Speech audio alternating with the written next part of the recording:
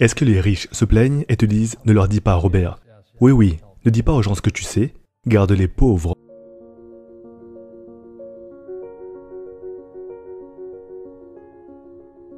Au moment où je vous paye, vous pensez comme un employé.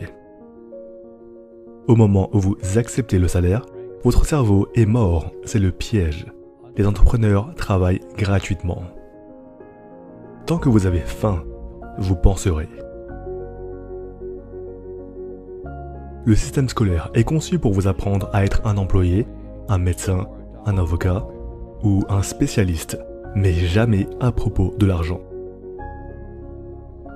Les pauvres seront toujours parmi nous, parce que ça commence ici. C'est dans leurs mots, et leurs mots deviennent chers. Mais quand ils disent « je ne peux pas me le permettre » ou « je ne peux pas faire ça », ils se rabaissent. Ils deviennent ce qu'ils disent. Je rencontre tellement de gens qui disent « je ne peux pas me le permettre ». Vous pensez que je suis constitué d'argent? Mon père, qui avait un doctorat, disait « qu'est-ce que tu penses que je suis, composé d'argent? Je ne peux pas me le permettre ». Et mon père riche disait « c'est pourquoi il est pauvre ». Les pauvres disent « je n'ai pas le temps, je n'ai pas les moyens, je ne peux pas le faire ». Parce que c'est une évasion. C'est une évasion. Il est facile de dire « je ne peux pas me le permettre » ou « je suis trop fatigué » ou « je ne peux pas aller à la gym ». Quand tu pourrais aller à la gym, tu te dis « non, je ne peux pas ». La vérité est « je suis trop paresseux pour aller à la gym ». Et votre père riche avait l'habitude de dire quoi au lieu de « je ne peux pas me le permettre ». Comment puis-je me le permettre? Comment puis-je faire ça? Une question ouvre un esprit, une déclaration ferme l'esprit. Alors quand vous dites « je ne peux pas me le permettre », votre esprit se ferme et vous devenez ce que vous dites.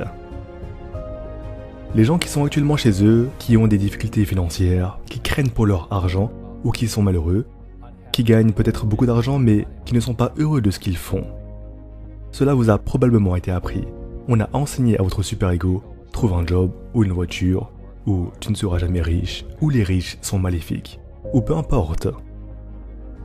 La pauvreté est transmise, c'est enseigné dans les familles. Et les classes moyennes sont enseignées dans les familles. Jusqu'à ce que vous changez votre mentalité, l'argent ne va pas vous aider. Et on voit ça chez les gens qui gagnent à la loterie par exemple. Ils ont toujours le même problème. Parce qu'ils ont l'âme d'un homme pauvre. Si vous êtes pauvre, vous serez toujours pauvre. Et c'est vraiment difficile à comprendre, mais l'argent disparaîtra aussi vite. Tout comme la plupart des athlètes professionnels, ils font des millions de dollars. Et 65% sont en faillite 5 ans plus tard. C'est parce que ça vient de familles pauvres. Mais malheureusement, ce que disait Monsieur Lipton, c'est transmis génétiquement. C'est la chose effrayante.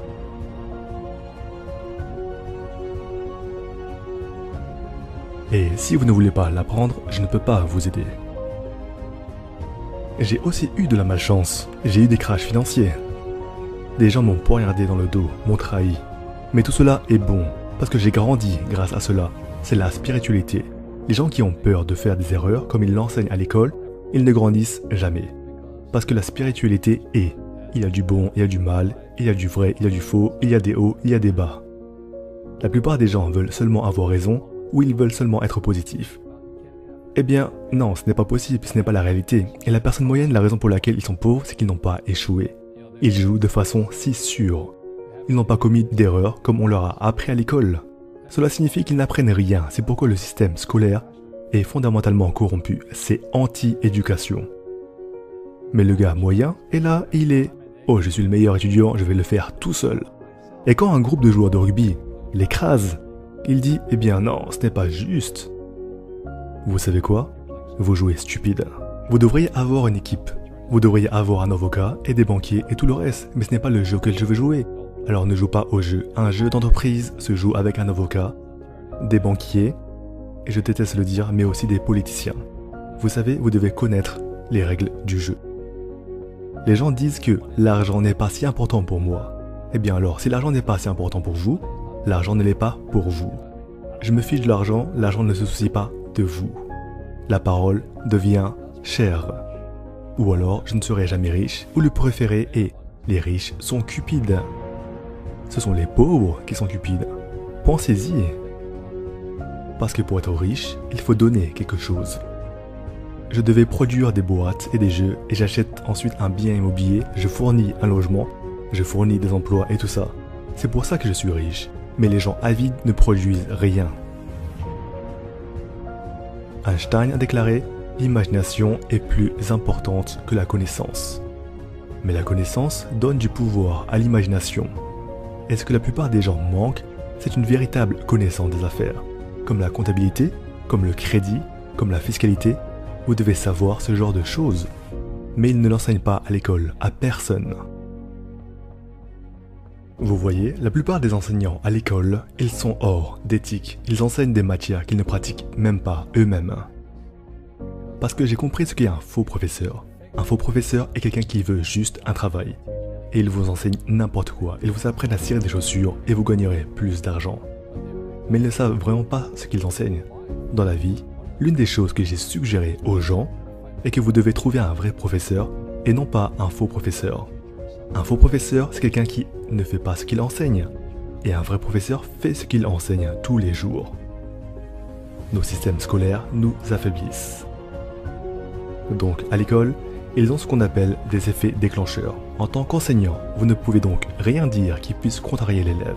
Ils ne veulent rien qui puisse briser leur point de vue. Vous voyez des gens dire « Pourquoi ne donnez-vous pas d'argent aux pauvres ?» Le seul problème est que cela crée plus de pauvres. Donnez à un homme un poisson, il mange pour la journée. Vous donnez un poisson à un homme, il y a beaucoup de gens qui veulent ensuite plus de poissons. Mais si vous leur apprenez à pêcher, nous devenons alors des créatures de nos propres habitudes. Et tant que nous ne brisons pas l'habitude, nous ne changerons jamais. Nos écoles n'enseignent pas cela. Notre école enseigne presque le contraire. Et la personne moyenne, la raison pour laquelle ils sont pauvres, c'est qu'ils n'ont pas échoué. Ils jouent de façon si sûre. Ils n'ont pas commis d'erreur, comme on leur a enseigné à l'école. Cela signifie qu'ils n'apprennent rien. C'est pourquoi le système scolaire est fondamentalement corrompu. C'est anti-éducation. Alors ce que je veux dire aux jeunes, c'est que vous devez trouver votre jeu. Donc mon jeu financier est celui des affaires numéro 1. Le second est l'immobilier. Et c'est pourquoi je ne paie pas d'impôts. C'est pourquoi Trump ne paye pas d'impôts, légalement. C'est une combinaison de commerce et d'immobilier qui nous donne un avantage injuste sur les employés. Parce qu'ils ne savent pas comment faire. Beaucoup de gens préfèrent s'asseoir dans les gradins que de jouer. L'un des meilleurs moyens d'acquérir une grande richesse est de jouer au Monopoly dans la vie réelle. 4 maisons vertes, un hôtel rouge. C'est tout ce qu'il y a? C'est tout. Robert, si je peux vous donner une sorte de téléphone magique et que vous pouvez téléphoner à Robert Kiyosaki, 20 ans, et donner un petit conseil à ce jeune homme, que lui diriez-vous? Je dirais, continue, fais ce que tu as à faire, élève-toi à la vie la plus complète. Et c'est ce que j'ai fait. Rien de ce que j'ai fait n'a jamais eu de sens. Pourriez-vous imaginer quitter un emploi à 120 000 $ par an pour 200 $ par mois pour aller se battre au Vietnam et failli mourir? Cela n'avait aucun sens, mais c'était la meilleure décision que j'ai prise à cette époque. Et je pense que la plupart des gens laissent leurs parents ou leurs amis les dissuader de la vie. Ils ont tellement peur d'échouer. Mais échouer, c'est comment nous réussissons. Vous regardez des gars comme Edison et tout ça. Il a échoué 10 014 fois avant d'inventer l'ampoule. Nos écoles vous punissent pour avoir commis des erreurs. Et c'est pourquoi nous avons tant de gens qui ont tellement peur d'admettre qu'ils font des erreurs ou ont peur d'échouer.